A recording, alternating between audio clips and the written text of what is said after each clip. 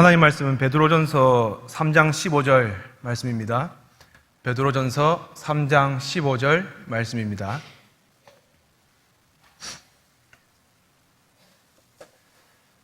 베드로전서 3장 15절 말씀 다 찾으신 줄 알고 제가 하나님 말씀을 읽겠습니다.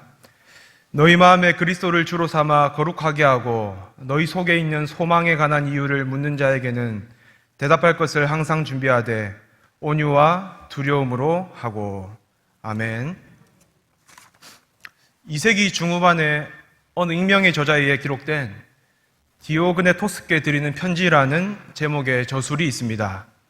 이 저술은 당시 로마 제국의 고위 관리로 추정되는 디오그네토스가 기독교를 향해 던진 질문에 대해 어느 익명의 저자가 대답을 해주는 형식으로 내용이 구성되어 있습니다. 디오그네토스는 질문합니다. 도대체 그리스도인들이 믿는 하나님은 어떤 분이길래 그리스도인들은 세상의 쾌락을 거부하고 죽음을 두려워하지 않으며 서로를 그토록 사랑합니까? 이 질문에 대해 익명의 저자는 이렇게 대답합니다. 그리스도인들은 육체 안에 있지만 육체를 따라 살지는 않습니다. 세상에 머물러 있어도 하늘의 시민권을 두고 있습니다. 그리스도인들은 썩어 없어질 이 세상에 잠시 거하면서 하늘에서의 영원한 생명을 기다립니다. 디오그네토스의 질문과 어느 익명의 저자의 대답은 우리에게 중요한 교훈을 제공합니다. 바로 우리가 성도라는 이름에 걸맞게 구별된 삶을 살 때 세상은 우리를 궁금해하고 우리에게 질문을 던진다는 것입니다. 어떤 질문을 던지겠습니까? 도대체 당신이 믿는 하나님이 어떤 분이길래, 당신은 어떤 소망을 품고 살길래 당신은 우리와 다른 종류의 삶을 사는 것입니까? 라는 질문을 세상이 우리에게 던집니다. 그리고 그때 우리에게는 대답할 기회가 주어집니다. 제가 세상의 방식이 아닌 다른 삶의 방식을 살려고 노력하는 이유는 저에게 예수 그리스도께서 주신 소망이 있기 때문입니다. 라고 우리 속에 있는 소망으로 우리의 삶의 이유를 대답할 기회가 주어집니다. 세상은 질문하고 성도는 대답하는 것입니다. 이것이 저와 여러분이 이 세상에 존재하는 목적입니다. 성도라는 이름에 걸맞은 구별된 삶을 살아 세상이 우리를 궁금해하고 우리에게 질문을 던지도록 만드는 것. 그래서 예수 그리스도께서 주신 소망으로 세상의 질문에 대답해 주는 것. 이것이 저와 여러분이 이 세상에 존재하는 목적입니다. 이것이 저와 여러분이 구별된 삶을 살아야 하는 이유입니다. 이것이 저와 여러분이 궁극적으로 추구해야 할 전도 방법입니다. 우리는 구별된 삶으로 예수 그리스도의 소망의 복음을 전해야 합니다. 그러면 우리가 어떻게 구별된 삶을 살 수 있겠습니까? 15절 상반절 함께 읽어보겠습니다. 너희 마음에 그리스도를 주로 삼아 거룩하게 하고 구별된 삶을 살기 위해 우리는 우리의 주인이시고 왕이신 그리스도를 우리의 마음에 거룩히 구별하여 모셔야 합니다. 초등부에서 아이들과 함께 부르는 찬양 중에 내 마음의 한자리라는 제목의 찬양이 있습니다. 이 찬양의 후렴 가사가 이렇습니다. 내 마음의 한자리 가장 귀한 그 자리 주오셔서 앉으소서 주님만 나의 보배. 내 마음의 한자리 가장 귀한 그 자리 주오셔서 다스리소서 주님만 나의 영광. 이 찬양의 가사처럼 고백하는 것이 바로 우리의 주인이시고 왕이신 그리스도를 우리의 마음에 거룩히 구별하여 모시는 것입니다. 여러분, 우리가 왜 예수 그리스도를 우리의 마음에 거룩히 구별하여 모셔야 합니까? 그것은 그리스도께서 우리의 산 소망이 되시기 때문입니다. 베드로전서 1장 3절부터 4절 말씀 보시면 우리 주 예수 그리스도의 아버지 하나님을 찬송하리로다. 그의 많으신 긍휼대로 예수 그리스도를 죽은 자 가운데서 부활하게 하심으로 말미암아 우리를 거듭나게 하사 산 소망이 있게 하시며 썩지 않고 더럽지 않고 새하지 아니하는 유업을 있게 하시나니 곧 너희를 위하여 하늘에 간직하신 것이라. 우리의 마음에 그리스도를 주로 삼아 거룩하게 하면 그리스도께서 우리에게 산 소망을 주십니다. 우리를 위해 십자가와 부활을 통과하신 예수님께서 우리에게 영원한 소망을 주십니다. 썩지 않고 더럽지 않고 새하지 않는 유업을 주십니다. 생명력이 넘치고 거룩하며 영원한 하늘나라를 주십니다. 이 나라는 이미 우리를 위해 하늘에 간직되어 있습니다. 이 사실을 믿으십니까?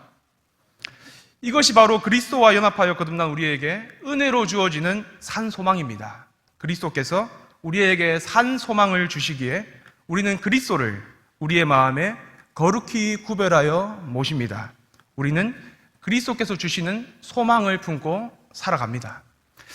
여러분은 소망을 품고 살고 계십니까? 산 소망을 주시는 그리스도를 여러분의 마음에 거룩히 구별하여 모시고 계십니까? 저와 여러분이 그리스도를 마음에 거룩히 구별하여 모시고 있다면 우리는 그리스도를 닮은 삶이라는 열매를 맺게 되어 있습니다.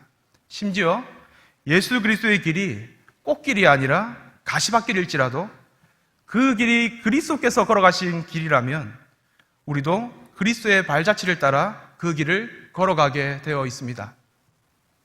베드로전서 2장 20절부터 21절은 우리가 바로 이를 위해 부름을 받았다라고 말합니다.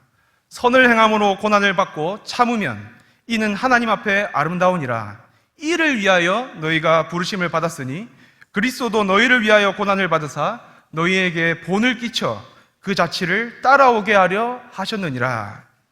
하나님은 그리스도의 발자취를 따르라고 우리를 부르셨습니다. 선을 위해 하나님의 뜻을 위해서라면 고난까지도 기꺼이 감내하는 그리스도의 길을 걸으라고 우리를 부르셨습니다. 얼마 전에 우연히 법륜 스님의 증문죽설이라는 강연에서 법륜 스님에게 괴로움을 토로하는 어느 목사님의 사모님의 이야기를 다룬 기사를 보았습니다. 스님이라는 표현을 제가 처음 쓰는데 사실 저는 어렸을 때 남해에 살았거든요. 남해에는 그 화방산이라는 큰 절이 있습니다.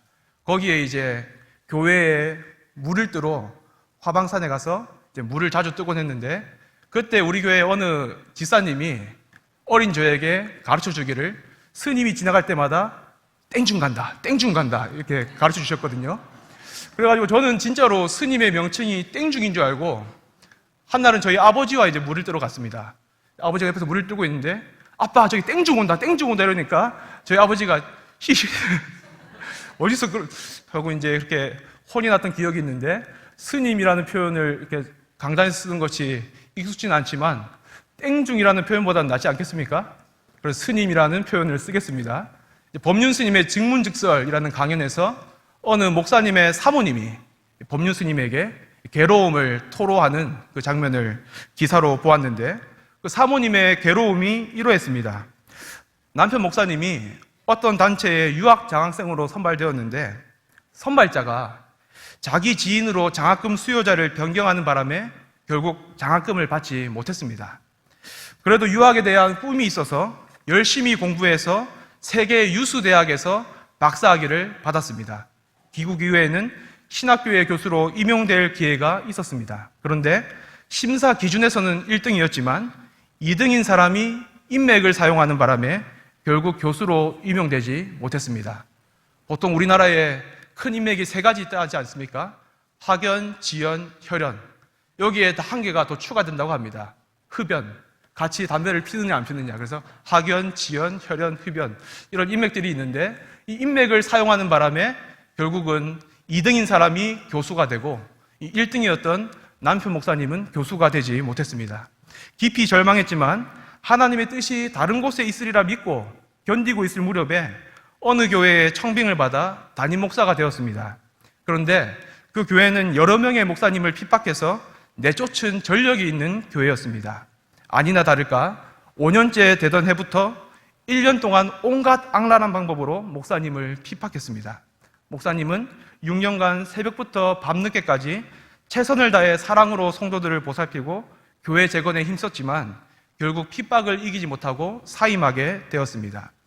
이 사모님의 이야기를 들은 법륜 스님이 사모님에게 뭐라고 대답했겠습니까?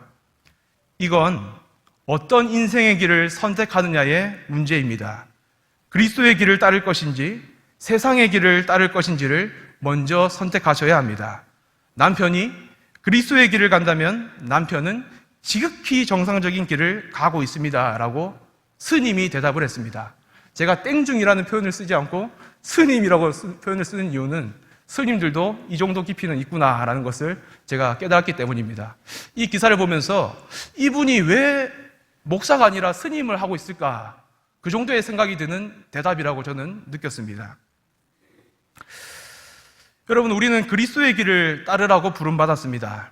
그러면 우리가 어떤 길을 걸어가야 되겠습니까? 당연히 그리스도의 길을 걸어가야 됩니다. 그런데 하나님은 선을 행함으로 고난을 받는 그리스도의 길이 하나님 앞에서 아름답다라고 말씀하시지만 우리의 눈에는 세상의 길이 아름다워 보입니다. 세상의 길이 정상적인 길로 보이고 그리스도의 길은 비정상적인 길로 보입니다. 솔직히 그렇지 않습니까? 그런데 베드로의 생각은 전혀 다릅니다. 베드로는 눈에 보이는 이 세상의 길이 죽은 소망처럼 보입니다. 왜냐하면 이 세상은 썩고 더럽고 새하는 곳이기 때문입니다. 그런데 베드로가 눈을 돌려 그리스도의 길을 바라보면 그 길이 너무 아름다워 보입니다. 왜냐하면 그리스도의 길은 썩지 않고 더럽지 않고 새하지 않는 생명과 거룩과 영원의 나라인 하늘에 간직된 하늘 유업을 약속받은 산 소망의 길이기 때문입니다. 땅이 아닌 하늘을 바라보니 선을 위해 하나님의 뜻을 위해 고난받으신 그리스도께서 하나님 보좌 우편에서 하나님 앞에 아름다운 분으로 계십니다. 땅에서 시선을 돌려 하늘을 바라보니 고난의 길을 걸으신 그분, 선을 행함으로 고난받고 맞기까지 하고 극한 고난을 받으신 그분이 하나님 앞에 지금 아름다운 분으로 계십니다. 땅을 보면은 이런 아름다움이 없는데 땅에서 시선을 돌려 하늘을 바라보니 그리스도께서 아름다운 분으로 하나님 보좌 우편에 영광 속에 거하고 계십니다. 그 아름다움을 바라보니 베드로에게 소망이 생깁니다. 나도 세상의 길이 아니라 그리스도의 길을 걸으면 하나님께서 그분의 나라에서 나에게 칭찬과 영광과 존귀를 베풀어 주실 것이다. 나도 하나님 앞에 아름다운 존재로 서 있을 것이다 라는 소망이 생깁니다. 이 소망을 베드로는 그래서 표현하기를 산 소망이다. 죽지 않는 소망이다. 영원히 살아있는 생명력이 있는 소망이다라고 베드로가 표현을 했습니다. 여러분, 이것은 마음의 그리스도를 주로 삼아 거룩하게 한 성도가 품고 살 수 있는 산 소망입니다. 그리스도께서도 하늘 보좌의 영광을 바라보며 육신의 정욕과 안목의 정욕과 이생의 자랑을 쫓는 마귀의 길이 아니라 선을 행함으로 고난받는 하나님 앞에 아름다운 길을 걸으셨습니다. 우리가 이 길을 걸어야 되지 않겠습니까? 하늘에 간직된 썩지 않고 더럽지 않고 새하지 않는 하늘나라를 바라보며 썩고 더럽고 새하는 죽은 소망을 쫓는 세상의 길이 아니라 하나님 앞에 아름다운 그리스도의 길을 우리가 걸어야 되지 않겠습니까?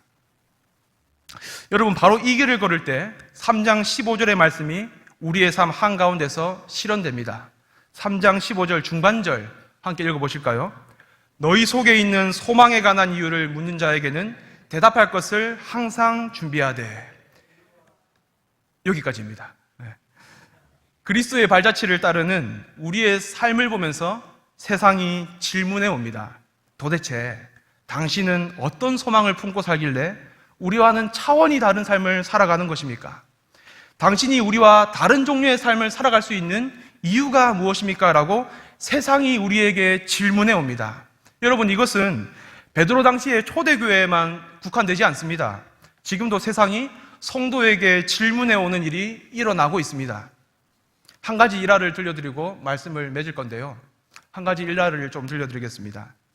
팀켈러 목사님이 목회하시는 미국 맨해튼의 리디머 교회에 어떤 젊은 여성이 출석하기 시작했습니다.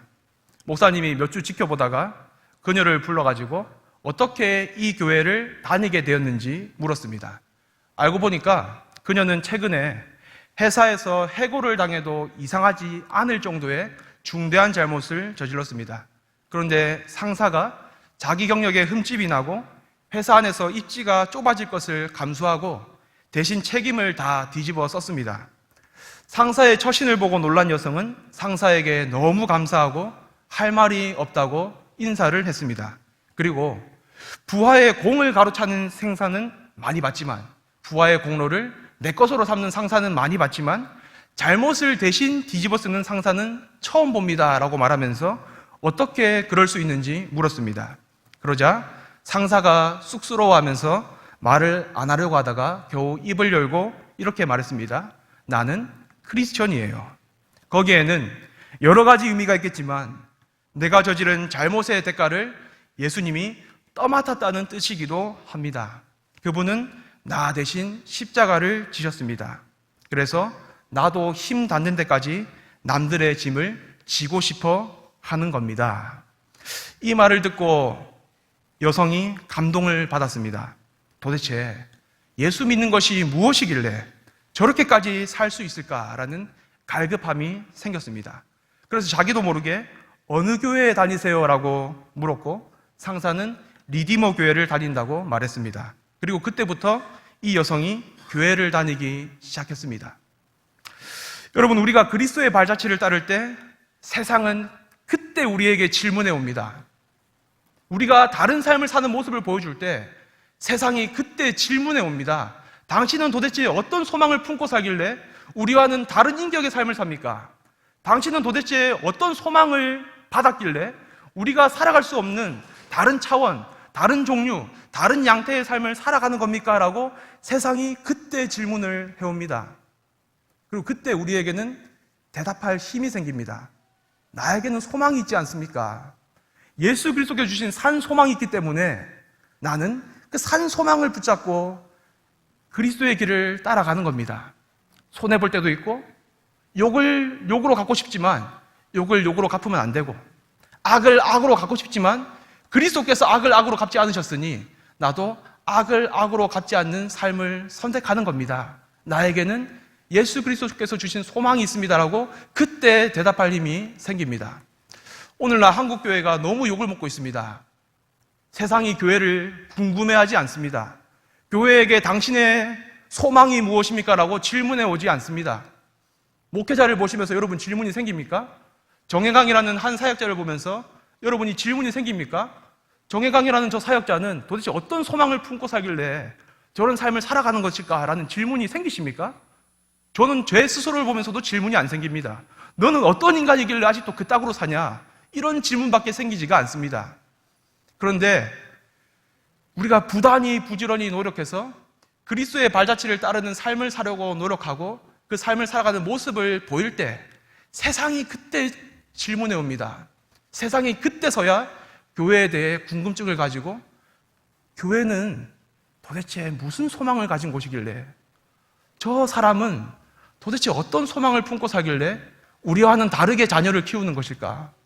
우리와는 전혀 다르게 직장 생활을 하는 것일까? 우리와는 전혀 다르게 대인관계를 하는 것일까? 라는 질문을 그때서야 세상이 우리에게 해옵니다. 그때 우리에게는 대답할 힘이 생기는 것입니다. 여러분, 세상은 질문하고 성도는 대답해야 됩니다. 우리는 그리스도를 닮은 우리의 삶으로 세상에게 궁금증을 유발시키고 우리 안에 있는 소망으로 세상의 질문에 대답해 주어야 합니다. 세상은 질문하고 우리는 대답해 주어야 합니다. 새가족 초청주일은 오늘로써 끝이 났지만 우리의 전도는 이러한 방식으로 계속되어야 합니다. 부지런히 그리스도의 발자취를 따르는 삶을 사셔서 여러분의 삶을 보면서 세상이 궁금하도록 만들어 주십시오. 그리고 여러분에게 질문하도록 만들어 주십시오. 당신은 어떤 소망을 품고 살길래 우리와 다른 차원의 삶을 사십니까? 그리고 그때 여러분 안에 있는 소망으로 대답해 주십시오. 우리는 그리스도께서 주신 산 소망이 있습니다. 썩지 않고 더럽지 않고 새하지 않는 하늘에 간직된 하늘의 유업이 있습니다. 그 나라에서 하나님으로부터 칭찬과 존귀와 영광을 받으며 하나님 앞에 아름다운 존재로 서 있을 것이라는 소망이 있습니다. 산 소망이 있습니다라고 대답해 주십시오. 이것이 우리의 전도입니다.